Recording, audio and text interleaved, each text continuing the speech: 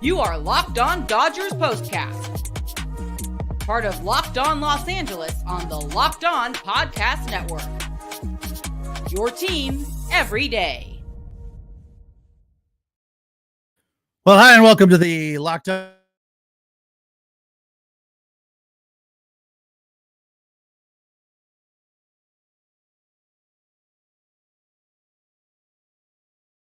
to catch up here.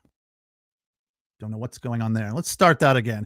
Hello and welcome to the Locked On Dodgers Postcast on the Locked On Sports LA YouTube channel, the place to hang out when every game is done. Thank you for listening on the Locked On Dodgers podcast feed. Well, that was painful to watch. Dodgers shut out by the Nationals, 2-0 the final, 5 total hits, their first shutout since July of last year. July 30th was the last time the Dodgers were shut out. I don't know. Too many things are running through my mind as far as frustration points for this team. They go out yesterday and put up a nice performance and win a game. Really,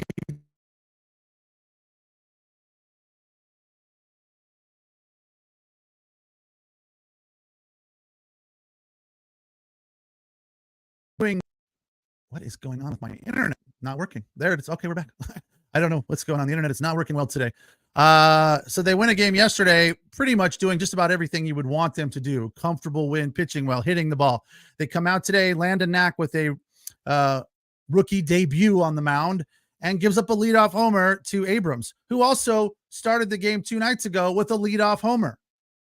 I don't know. Maybe give the guy a heads up that Abrams is very capable of hitting leadoff home runs. And I know you can't put this on Landon Knack. He was fantastic. 4 perfect innings through his 5. He did very well. He gave up 4 hits, 2 runs, 4 Ks, and a walk. So I'm not complaining about Landon Knack. He did more than enough to get the Dodgers this win, right? But how in the heck are they unable to even produce 1 run? Shohei Ohtani with 3 hits. Mookie Betts, no hits. Freddie Freeman, no hits. 1 walk for Freddie. Will Smith, 0 for. Max Muncy, 1 for 4. Teoscar Hernandez, 0 for. James Outman had a nice double. Kike pinch hit for him, 0 for. Pajes, 0 for. And Lux, 0 for. I don't know. 5 innings from a rookie. You can't really ask for more. He had nice movement on his ball, nice life. I think the future is bright for him. He did very well. So I'm not really complaining about that. And if he doesn't give off that leadoff homer to Abrams, they probably then lose 1-0. I'm like, are you kidding me? Really? Abrams with another leadoff homer? I was just like, I hate leadoff homers. You know how I feel about the first inning of a baseball game. I want the side retired in order and 3 Ks. Is that too much to ask? It probably is. Oh, by the way, today's postcast is brought to you by FanDuel. Make every moment more right now. New customers get $150 in bonus bets guaranteed. That's $150, win or lose. Visit FanDuel.com/lockedon to get started. That's cool. Win or lose, you get 150 bonus bucks. So check that out at FanDuel. Yeah, I don't know if it's too much to ask to have this side retired with 3 Ks in the first, but at least, I feel like when you're behind early, it puts a stain on the game and it's hard for you to come back from. It's just not where you want. It's like letting the leadoff hitter get on base with a walk in subsequent innings. It just doesn't put the inning off on the right foot. Putting the game off on the wrong foot with a leadoff homer is not what you're looking for. I know he was a rookie, probably a little nervous, but, bury those first few balls. Walk that guy. I mean, it's just common sense. Abrams likes to hit and is very capable of hitting leadoff home runs. Do not throw him anything down Main Street. I mean, that's just little league baseball. Do not throw him a strike. He will hit a leadoff home run off of you. Do you want that to be your first memory of a professional start? No, you don't. But that's what it is. Fortunately, I think he's going to walk away from this feeling very, very good. BC, this is an October preview. Come on, BC. We went over this last night. We're not there yet. We're not talking about October, but I know what you're saying, and I agree. It's kind of like they've lost now back-to-back series in a row, dropping 2 of 3 to the Nats, 2 of 3 to the Padres. What are we doing here? I'm frustrated from the standpoint of, like I said last night, I have higher expectations for this team than maybe I should in April.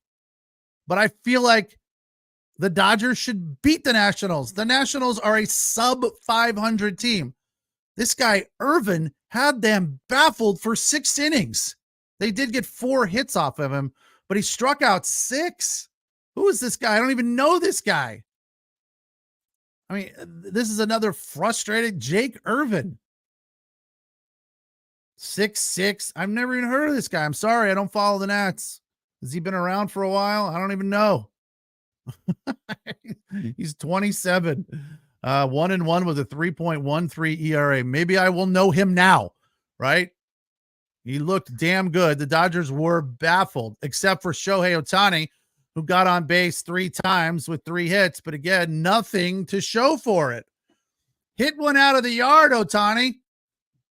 Isn't that what you're capable of? We know, I mean, his base hits were absolutely laced. We'll get to the Ohtani ticker here in just a little bit, which is a rundown of his day. This is a tough one because there's just not a whole lot to talk about here. I don't know what to say. I'm frustrated. Can't put up a run. 0 for 7 with men on base. How about, the one thing that I did like from Ohtani was his 4th hit was an inside out single to left field. I know that might not be that big a deal to you, but Ohtani generally is trying to pull the ball and has a few times recently gone opposite field. I like that, but it was a 2-strike inside out hit where he shortened up. And I was wondering if he even was capable of shortening up.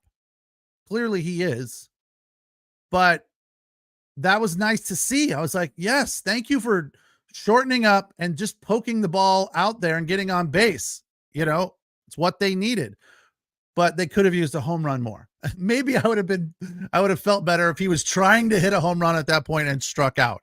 I don't know. I feel like Shohei Ohtani is doing great. He's batting .360, but at the same time, he's doing nothing.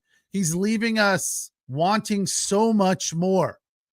I don't know how. I'm looking for an analogy for what Shohei Ohtani is doing. It's like walking into the house and it smells of fantastic Italian food or something, like, bolognese and the onions and all of the vegetables, and the meat is in the pot simmering, and you walk in and you realize that they've created some sort of new air freshener that smells like fresh bolognese. There's no bolognese anywhere. There's no meat. There's no spaghetti, nothing, right?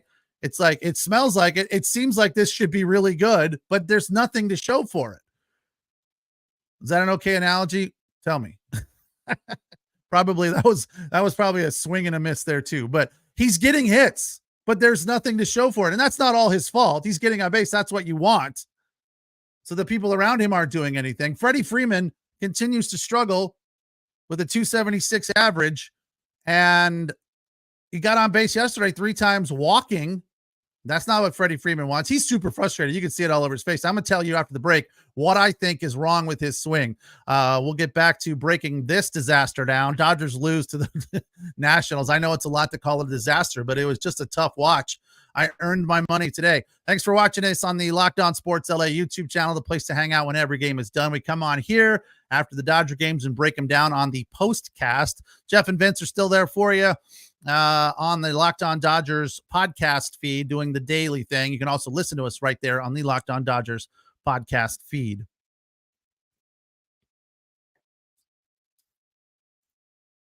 All right, today's show is brought to you by Prize Picks, the largest daily fantasy sports platform in North America.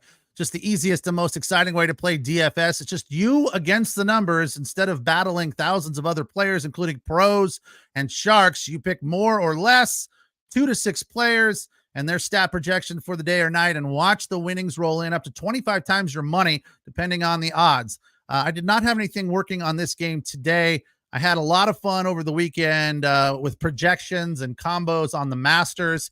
Came so close so many times. I think in the end I was a loser, but it was still worth it. It was fun. I was right there on Sunday. I knew Scotty Scheffler was going to roll. I knew that Rory McIlroy was going to have a tough day. And I just thought that Colin Morikawa would do better than 2 over par. I thought he would at least shoot par. He did not. I missed the victory by 2 strokes. Quick deposits and easy withdrawals. Simple, easy gameplay options for an enormous selection of players and stat types. Baseball is cool. There's all sorts of different options. Runs, hits, errors. You can, not errors, runs, hits, strikeouts for pitchers. There's just an infinite variety of options. How many times they'll get on base, total bases for the day, all kinds of different stat types to make your Prize Picks the #1 daily fantasy sports app. I do have to say that making my initial deposit was super painless, hassle-free. I also received 100% bonus up to $100. It's lots of fun, makes any game more interesting, and withdrawals are also very easy and painless. So that's very nice and helpful. Check them out. PrizePicks.com/LockedOnMLB and use the code LockedOnMLB for your first deposit match up to $100. Again, that's PrizePicks.com/LockedOnMLB. Today's show also brought to you by Monopoly. Do you have that competitive spirit like I do? Well, if you do, you should check out Monopoly Go. I'm sure you've heard of it. It's been downloaded by over 150 million people. It's a great twist on Monopoly, the classic Monopoly where you play not just one-on-one, but hundreds of Monopoly boards in crazy locations, building up amazing cities that bring you big money. The best part is messing with your friends and family members that are on this game with you. You can charge them rent on iconic properties, just like classic Monopoly, and the leaderboards show you who has the biggest Monopoly tycoon or who the biggest Monopoly tycoon is. You can team up with friends and family from around the country, around the world, and there are all sorts of different ways to play, like timed tournaments. And with these tournaments, you can earn huge rewards. So get in the game and join your friends. Download Monopoly Go. It's free at the App Store and Google Play.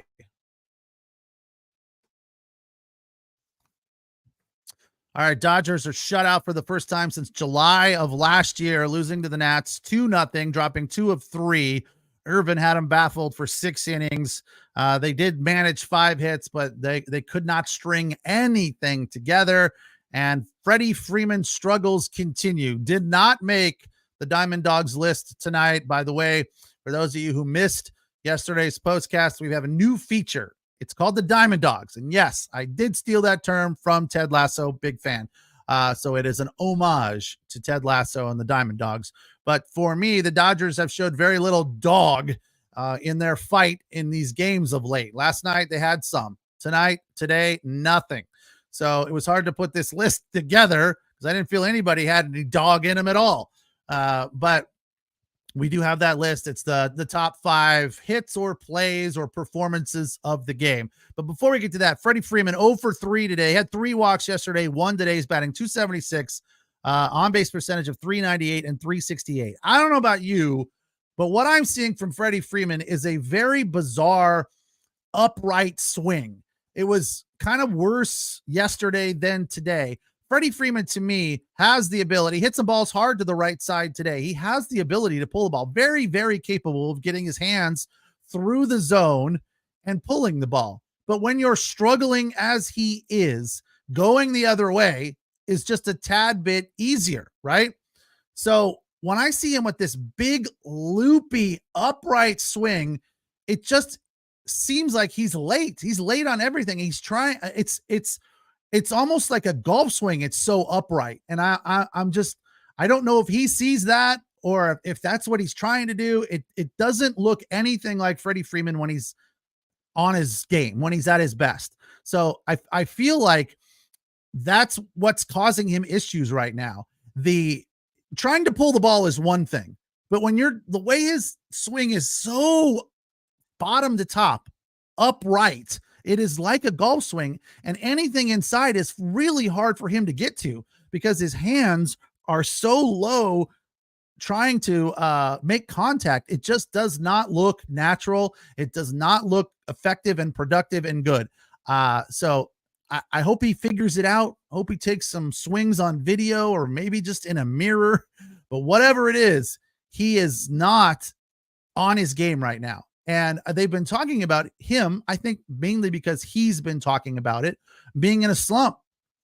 And yet and still getting on base and getting base hits. But he's been saying that he doesn't feel right at the plate. And to me, that has to be part of it.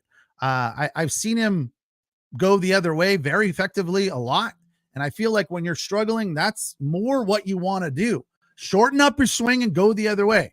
Coach Fox here. Yes, I've coached a little baseball, and I not at any high level, but I know a little bit about hitting. And I would never say anything to him because obviously he knows 10 times more or 100 times more than I do.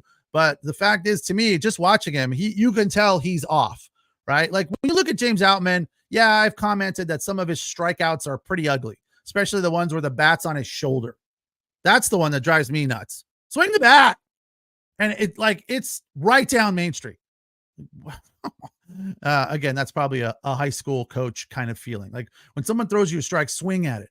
So, and it's not like he's baffled by an off-speed curveball that bends his knees or, causes him to get, fooled. It's just like, here comes a fastball and he just watches it for strike three with a runner on scoring position. I get that frustrates me to no end. But my point is most of the time, his swings in strikeouts look halfway decent. Occasionally, the first two anyway. The third one, sometimes he gets checked up and so forth.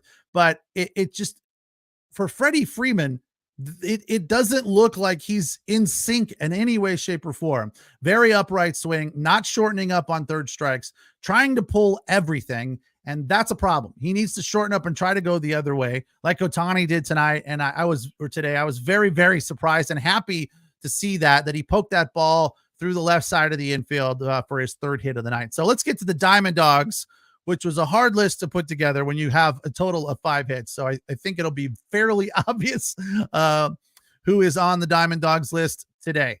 In at number 5, Shohei Ohtani.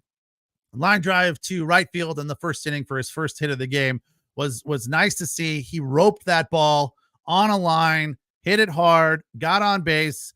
Mookie Betts coming off of a 5-hit day. It's kind of disappointing to back it up with an offer. So usually they get hot like that. They get into a streak and they can keep it rolling from day to day. I guess not for Mookie. So Otani got on, and then Freddie Freeman made an out. Will Smith made an out, and the threat in the first was over quickly as the Dodgers tried to rebound after giving up 2 in the first, including the leadoff homer. For number 4 on the Diamond Dogs list, James Outman's double was a 4-seam fastball that he laced to the gap in the second inning. That was nice to see. He only got up twice, 1 for 2, batting average creeping up towards 200, 193 now. Number 3 on the Diamond Dogs list, Max Muncy's double in the 4th to right field. Came off of a sinker on the second pitch of the at-bat and was also hit very hard. Now, here's a guy who doesn't go the other way all that often. He's capable, but he is a guy that is way more comfortable pulling the ball and has become more consistent with regard to working deep into the counts and not swinging at bad pitches. He talked a lot in the spring and early part of the season about being more selective with his approach this year, and it appears to be working. So a double for Muncy today, 1 for 4. He's batting .257 with a .500 slugging percentage. Number 2 on the Diamond Dogs list, 2 and 1 are pitchers, because there were no more hits to really get into that were worth representing or raving about. Landon Knack deserves recognition on the Diamond Dogs list today. In spite of giving off that leadoff homer in the first, which ultimately cost him the game, he threw 4 perfect innings and had it working. Movement, velocity, everything about his performance today was solid and, a definite positive outcome, even though he was the losing pitcher and they lost the game. But his performance was spot on for 4 solid innings that were all perfect. He had it working, and the Nats were baffled. Too bad the Dodgers couldn't get anything going at the plate. And a number 1, Michael Grove, who came in relief after Vesia had a 2-walk inning, but no harm, no foul. It was clean other than the 2 walks. Michael Grove, 5 Ks over 3 innings, 1 walk, and the rest zeros. So a very, very solid performance from Michael K for the number 1 spot, or Michael Grove rather, for the number 1 spot on the Diamond Dogs list. Michael K has retired as the Yankees announcer. I believe that's the one. They have 2 announcers, and I think it's Michael K that retired. But so we say farewell, adieu to him as he's calling it a career just right in the middle of the season, which is very, very weird. I'm sorry. John Sterling is the one retiring. Michael K is still there. So for you Yankee fans, don't worry. I made a mistake. Michael K is still there. John Sterling is the one that is hanging it up after 35 years in the Yankee broadcast booth. So we bid him adieu. We'll take our final break, come back and get into the Otani ticker and the Dave Roberts list. I don't know. We need to work on the name of the Dave Roberts feature. I called it I think I called it the doc review yesterday, and I didn't like that. The doc list, something like the doc file, I think. Because when you go to the doctor, they look at your file. So we should call it the doc file. Let me know your thoughts in the comments. I'm Pete Fox. This is Locked On Dodgers, the Locked On Dodgers postcast on the Locked On Sports LA YouTube channel. And you can listen to us on the Locked On Dodgers podcast feed, wherever you find your podcasts. Today's show is also brought to you by FanDuel. FanDuel, you can get your first bet on FanDuel, America's #1 sports book, because right now new customers get $150 in bonus bets with any $5 bet. That is win or lose. And that's a very cool feature. $150 if your bet wins or loses. They changed that. Sometimes it has to win. Now it's wins or loses. So that's a much better benefit for you. Bet all your favorite baseball players, baseball teams. There's quick bets, there's same game parlays, there's exclusive props, and a whole lot more. You can bet across multiple sports. NBA playoffs, I guess, technically underway with the play-in games last night as the Lakers beat the Pelicans in game 1 or the first game of the play-in series. So now they move on to face the Denver Nuggets on Saturday. The Clippers underway on Sunday against the Dallas Mavericks. So there's lots of things out there for you to get in on the action with. Just visit FanDuel.com/lockedon and shoot your shot today. FanDuel, official sports book of the NBA.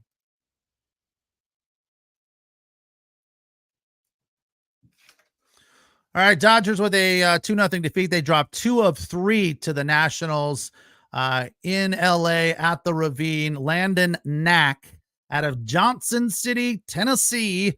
His family was there. Johnson City is East Tennessee, where Kenny Chesney is from, sort of. He's more Knoxville, which is in that area as well. But you'll know Johnson City, Tennessee, famously referred to in the Old Crow Medicine Show song Wagon Wheel, which has been popularized over the last few years by Hootie, a.k.a. Darius Rucker.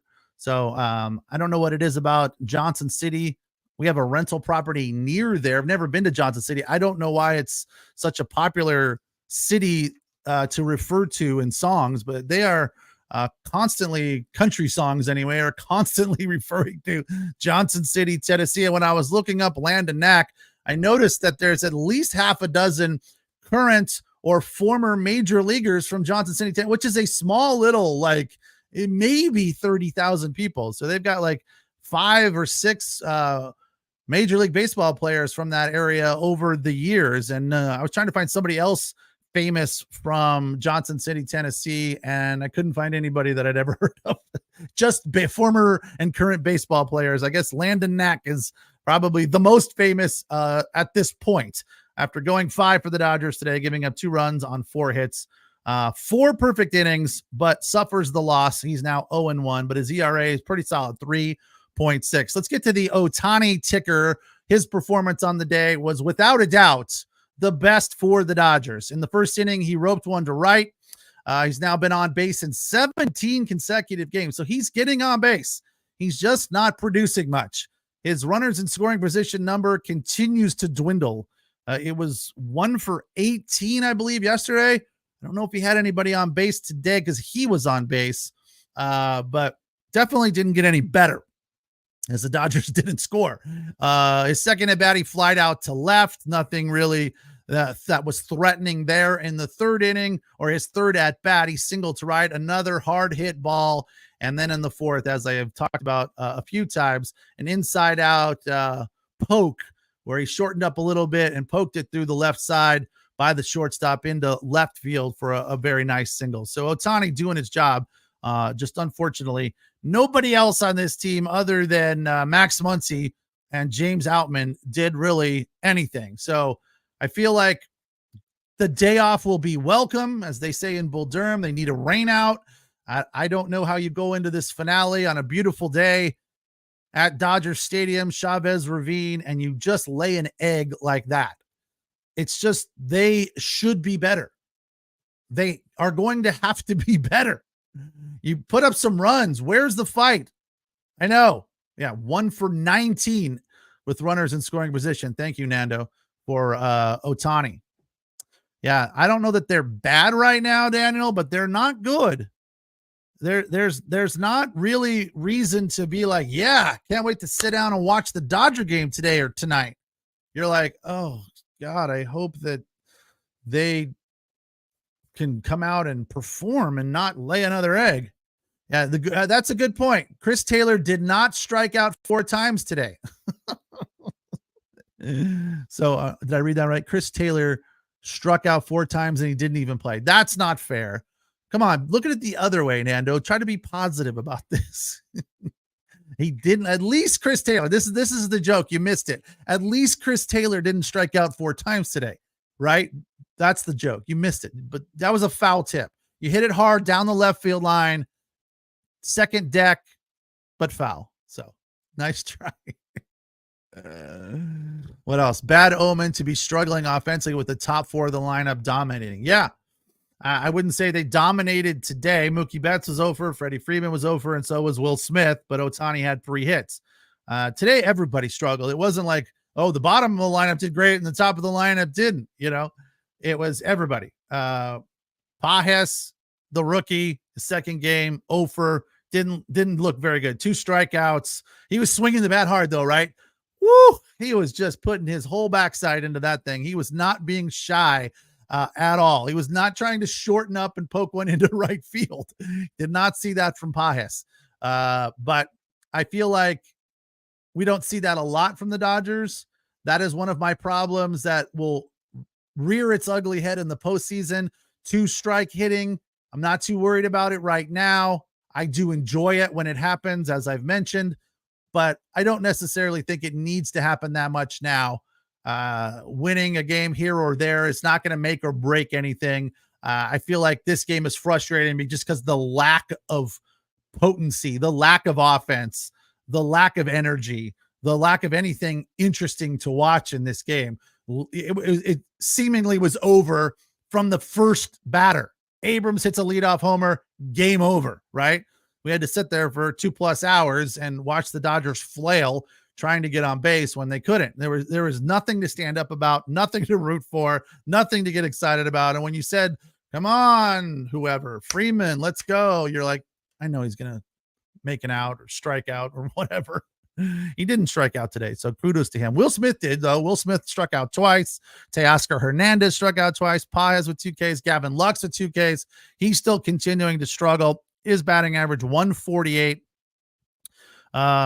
Nothing good at the bottom of the lineup again today. So they're going to have to figure that out. I don't know how. They're trying. Got to give Dave Roberts credit, right? The doc file today was pretty good. At least they're trying different things, putting Pajes in there, sending Trammell back to the minors. They're trying to find guys that can be in the bottom of the lineup and get hits. Kike had a home run yesterday. He's been putting the ball in play, came up today as a pinch hitter, over. He's batting 195. So they just don't have, there's not a lot of options.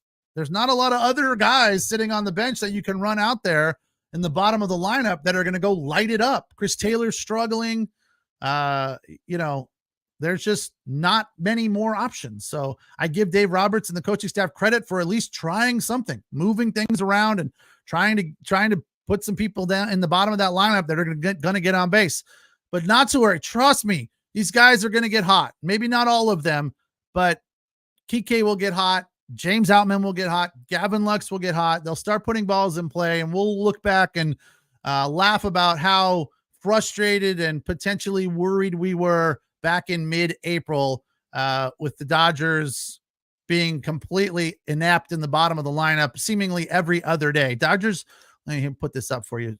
Looks like BC did a little bit of homework here, so I got to give him his credit. Dodgers are technically fourth in average with runners in scoring position at 265, but big gap to first with Atlanta batting 394 with runners in scoring position. Yeah, I that's a fairly decent number, but I really think it misrepresents how bad they've been with runners in scoring position. Today, 0 for 7 with runners in scoring position, which means they were 0 for 8 with men on base. So really no threat at all.